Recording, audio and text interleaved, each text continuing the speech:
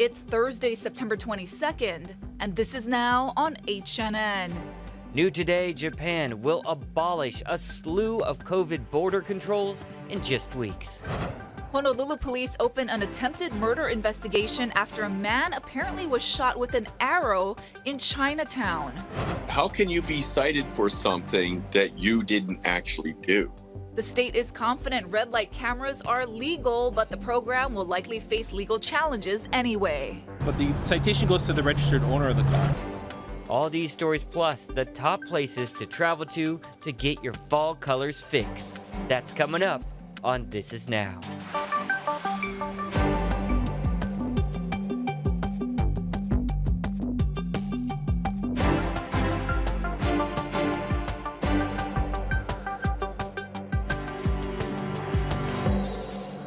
Good afternoon. Thanks for watching This Is Now at this noon hour. Hope you're having a good lunch. Want to start by taking you live outside to Japan's capital city of Tokyo, where it's 7 a.m. their time. We got a lot of news to get to regarding the country. Yeah, big news. Japan will be allowing independent travelers to visit for the first time since the pandemic. That's today's Talker Story.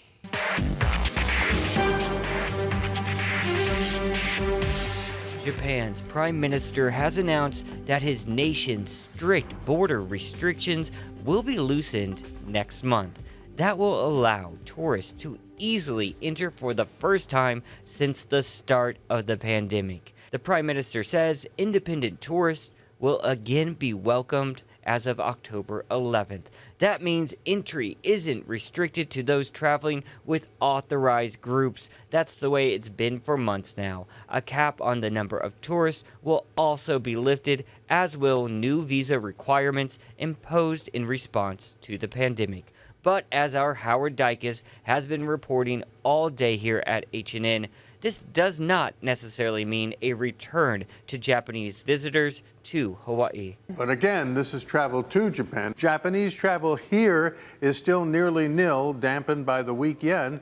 And the yen got even weaker yesterday on the Fed's action. It now takes 141 yen to buy a dollar this morning. So if you want to be one of the very first people to visit Japan without those COVID restrictions, I was checking out Google Flights this morning and I found a number of Tuesday to Tuesday round trip basic economy fares. This one's on Zip Air, the discount carrier, for under $600. And we have this update to pass along. President Joe Biden is attending the United Nations General Assembly in New York, and today, while there, he held a bilateral meeting with Philippines President Ferdinand Marcos Jr.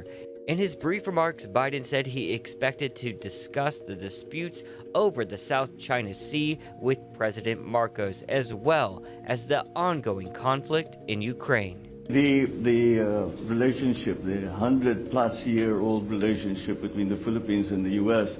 continues to evolve as we face the challenges of this new century and the events that we have been watching over the past few months, really.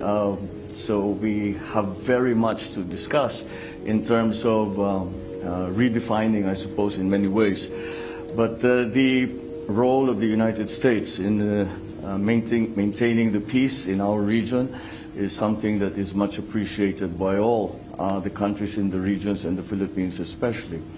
We feel that we are especially fortunate because we have a very strong foundation of a very long relationship and strong relationships on Honolulu police have opened an attempted murder investigation after they say a man was shot in the chest last night with some kind of arrow. This happened at around 10:30 on Hotel Street near the Smith Street intersection. Our crew went to HPD headquarters this morning to see if authorities had any updates, but they told us they still do not have a suspect in custody, and they do not have a description of the suspect either. The motive for the attack is also unclear. Officials say the man in his 50s was taken to the hospital in serious condition.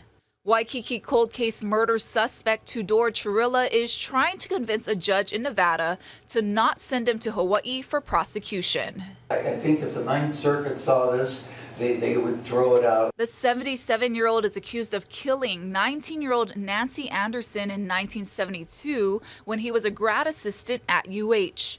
Chirilla told a Reno judge yesterday that he was unlawfully arrested at a hospital after police forced him to provide a saliva sample. Police say that sample tied him to the deadly stabbing. If you want to contest them, then we'll talk about appointing a public defender if you're unable to hire an attorney. Thank you. And then we'll set a deadline for you to file the writ of habeas corpus. But you mentioned Friday, I don't want to waive anything. You're technically not waiving under the language of statute, you're consenting to extradition. You're not waiving any rights. I'm sorry, I consent. You would be consenting to extradition, consenting to Hawaii coming to take you so that you can actually contest the charges and your liberty and your freedom and exercise your constitutional rights in Hawaii where they can be exercised. They cannot be exercised here. But no, Your Honor, I think I can because I've been arrested here. You know, if I try to make out this argument in Hawaii says our officers didn't do anything. It was the Reno PD that was coming after you and going to use force.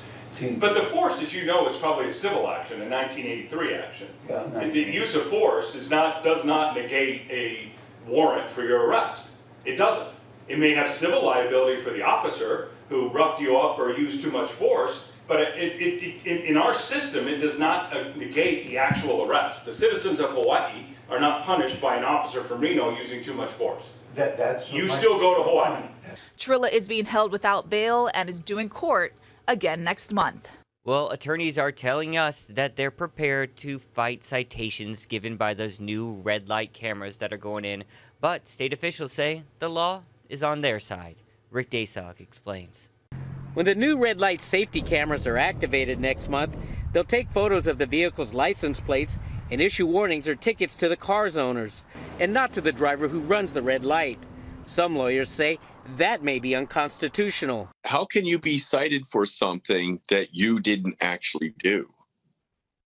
And you have a due process right to go in and fight it. How do you go in and fight a ticket that you have no idea what happened because you weren't there?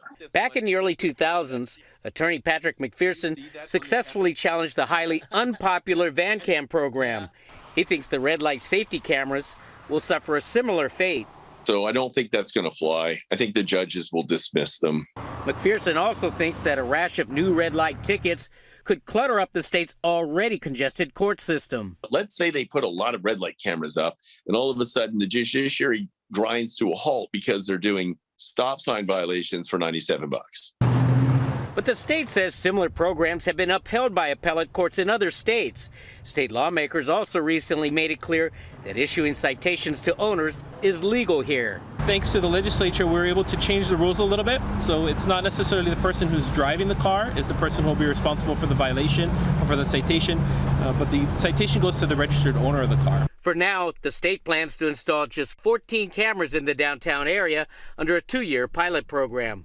But that could be expanded if the program becomes permanent and one day leads to automated speed enforcement. Rick Dasog, Hawaii News Now. Hawaii County Police are on the lookout for sign thieves in Ka'u. They say Nene Crossing, tsunami evacuation, and scenic byway signs have been disappearing for the past month. Some of the locations are Mamalahua Highway in Hawaii Volcanoes National Park, Pahala, Black Sands Beach, Na'alehu, and Waiohinu. Any tips, please call police. It's an age-old debate. How long are parents financially responsible for their kids? These days, it may be a lot longer because of the struggling economy. Vicky Wynn has advice for parents during this tricky time. With the pandemic and record inflation, adulting has taken on a whole new meaning for today's 20-somethings, putting parents on the front line. In these tough economic times, some are looking for ways to financially protect their adult children for longer, with everything from family cell phone plans to keeping young adults on health insurance plans until they're 26 to living at home for longer. They still feel very responsible for the lives of their children and the livelihoods of their children. According to a recent survey, nearly a third of young adults moved back home during the pandemic. 2/3 still remain with their parents, and more than half say they moved back out of necessity. The cost of living still daunting. Apartment rent prices rising 15% from last year, making the average cost above $2,000 a month. For 25-year-old Zoe Zarenda, between inflation and student loan debt, the only answer was to move back into her childhood bedroom in Connecticut. Part of me felt like I wasn't on the right track, or I wasn't where I was thinking I'd be when I was younger. She says she's grateful for her parents who realize it's a different world now from when they were in their 20s. They're very understanding and knowing that I'm saving and I'm not just sitting here doing nothing. You know, I have a plan. I'm trying to move back out. It's just a matter of time and what I exactly want to move into. The number one best reason to stay at home is to save and so that you can set yourself up for success. The downside of this is that you could become very, very used to staying at home and never leaving. So what can parents do to help their young adults achieve financial independence? Set up a transition strategy for gradually withdrawing financial support. Be their accountability partner and introduce ways for your kids to budget their spending. If they're living at home, find ways for them to contribute around the house, from fronting grocery or utility bills to handling housework to cut your expenses. And consider having them pay some rent. Everyone should have an open discussion about what the parameters are, what the rules of engagement are. And I think that communication is probably the most important. Thanks, Vicky, for that update with the price of paradise, multi-generational housing, something we're super used to here. For sure. Yeah. All right, taking you live outside, looking at the houses there, headed in the Makiki direction. Pretty gorgeous day, I should say. Guy Hoggy's got an update. Those winds are going away. I'm sorry.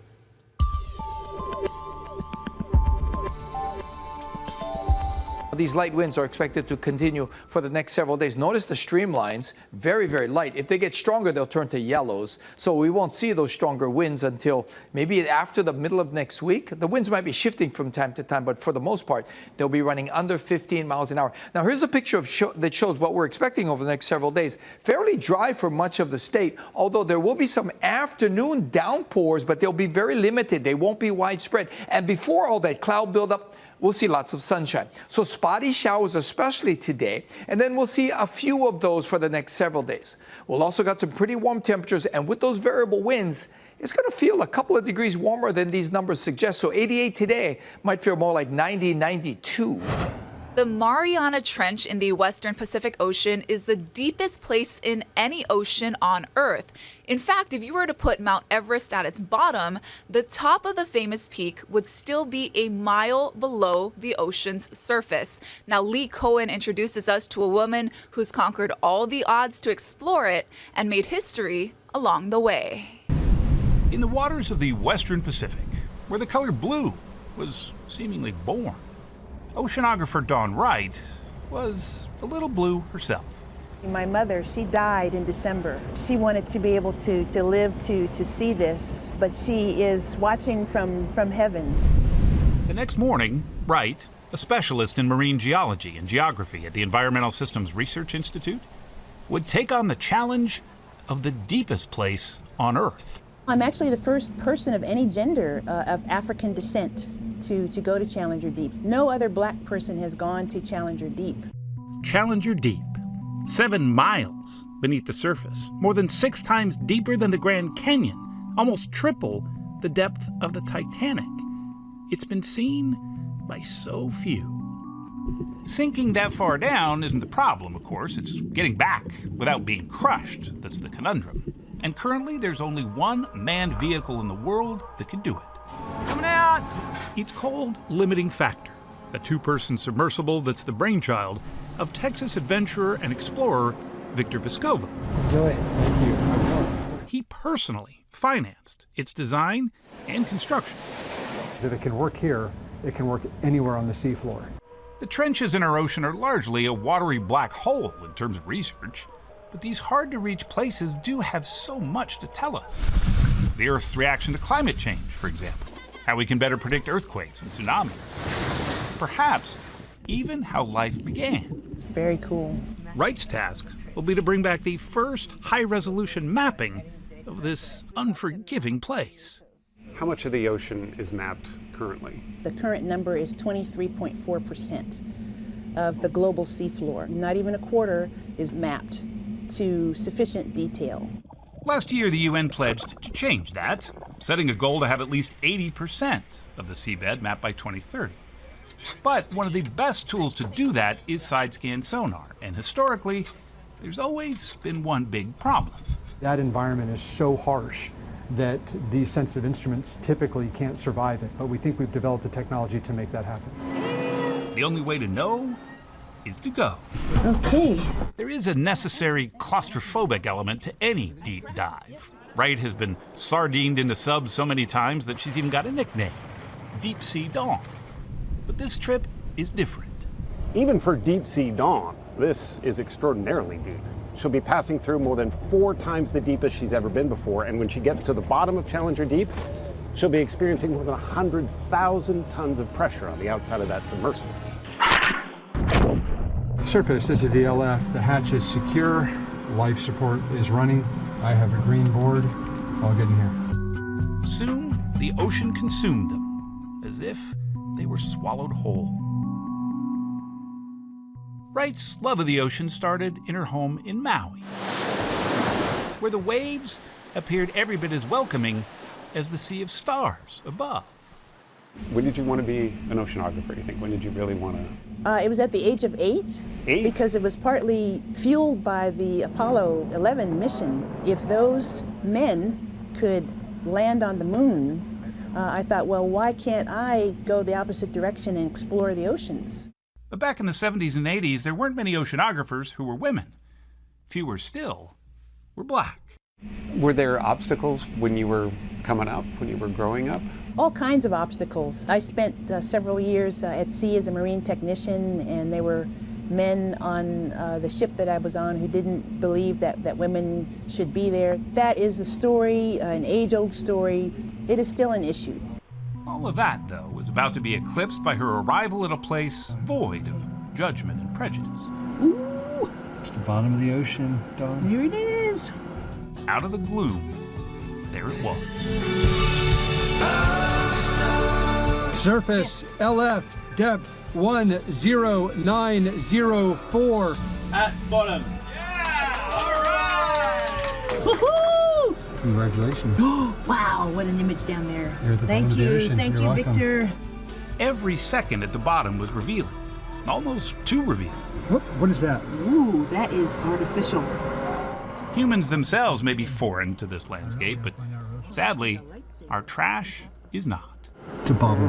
It's a freaking bottle. Isn't that something? It's a bottle. Soon as we get here.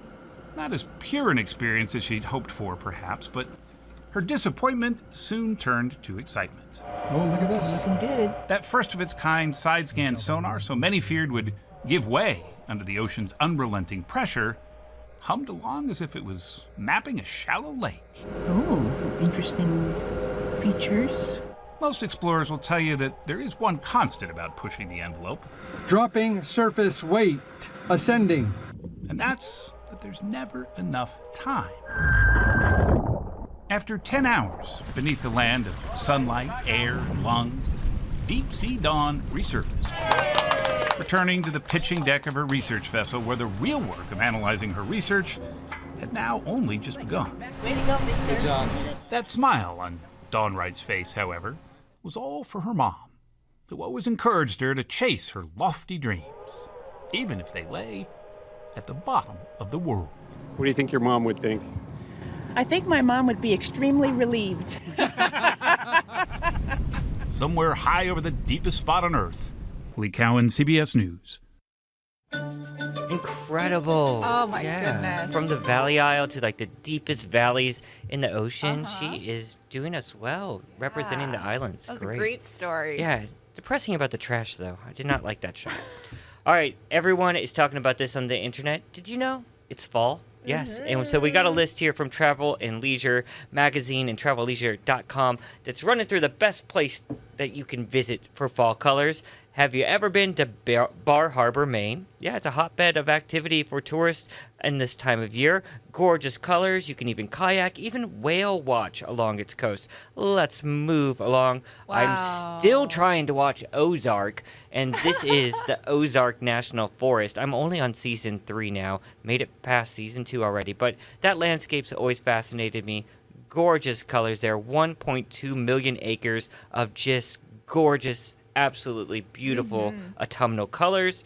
Let's go on west. Let's see what the west offers. A lot of people don't think about the west offering colors.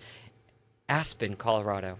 Yeah, so before ski season, you can get up there right now and see the beautiful colors changing. And a desert area, not a lot of people think about, but New Mexico.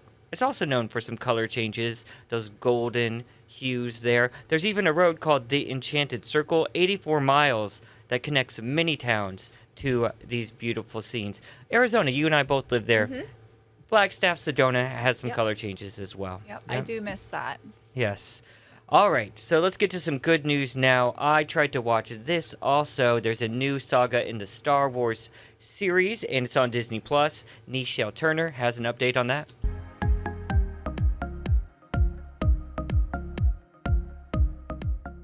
Diego Luna reprises his Rogue One role as Cassian Andor for the 12-episode season that takes place at the very beginning of the Empire Rebellion. Let's call it war. What's the story that you guys wanted to tell? What was the appeal for you to come back and revisit this character? It's how a revolution starts. What needs to happen in the life of someone to wake up. I'm tired of losing. This is about how the rebellion happened, you know, and it's about people bringing change. Diego is the first Mexican Star Wars hero, and in Andor, he's joined by Forrest Whitaker and Stellan Skarsgård. A second and final season is already in the works, and creator Tony Gilroy told us why he thinks it's necessary.